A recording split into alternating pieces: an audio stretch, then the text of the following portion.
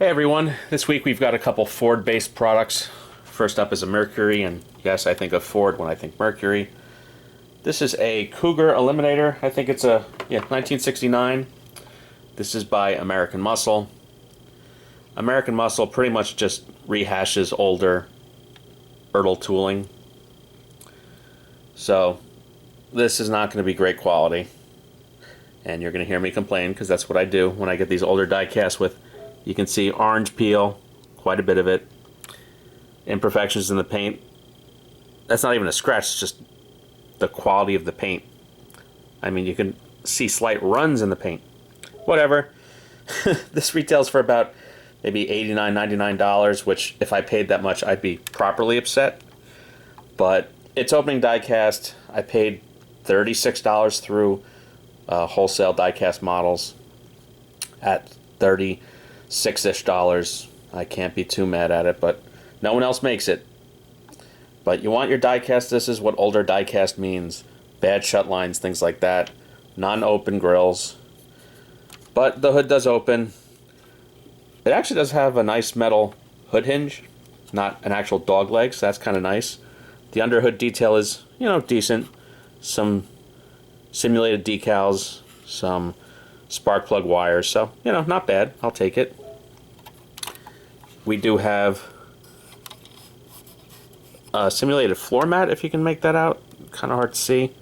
Simulated floor mat, carpeting. The seats go back and forth, so that's kind of nice. The trunk does open, which reveals a full-size spare and more little period correct decals. Pretty sloppily installed rear spoiler, and we do have big old chunky dog legs back there. It's nice though, at least when the exhaust tips are opened up and blacked out on the inside. I appreciate that versus solid exhaust tips. There's your underneath detail. This is car number 455. Doesn't really specify how many of this supposed limited edition. Again, 30-something bucks, whatever. That's what I say about that. Packaging, typical American Muscle. It's very easy to get these out of the package, at least there's no screws to deal with. You just cut in a couple corners and pull it on out. On the other side, really old die-cast. This is by Motor City Classics. Slip of the tongue there. Someone's going to get a laugh at that, but whatever. Motor City Classics. So this company, they really didn't make many cars, maybe 10 or so, and I've got maybe 2 or 3 of them. This is very, very heavy. This is a 1931 Ford Model A Tudor police car. I do like collecting police cars. I keep them in what's called the working car section with the taxi cabs and limos. This is, again, very heavy. It's probably at least 20 years old. I think the livery is really neat, the blue and black. Just really kind of a neat piece. Heavy die-cast, like I said. Detailed suspension and undercarriage. There really isn't that much to see on these cars because in real life the cars are pretty basic.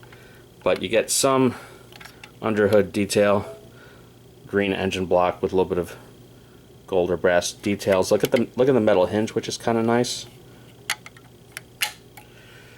In the interior, no carpeting, but I doubt the real cop car had carpeting. The seats have kind of a pretty realistic fabric feel. It's kind of a neat touch. It doesn't feel like your typical plastic or painted on to look like leather, but it would have been fabric, and it does a pretty good job of impersonating it. Really neat piece. This probably, I can't even think what the retail was, but probably $49.99 25 years ago. It's my guess. This came with pretty rough, beat-up packaging that delaminated. By delaminated, I mean all the adhesive kind of came undone, so the box just kind of flops apart. So the bottom isn't really quite attached anymore, but that kind of stuff doesn't bother me as long as it's priced accordingly. I found this through Facebook Marketplace with another car. I think I paid about 20 bucks for it, which that price, can't be mad at it. So there we go, a couple kind of old school die-casts for this week.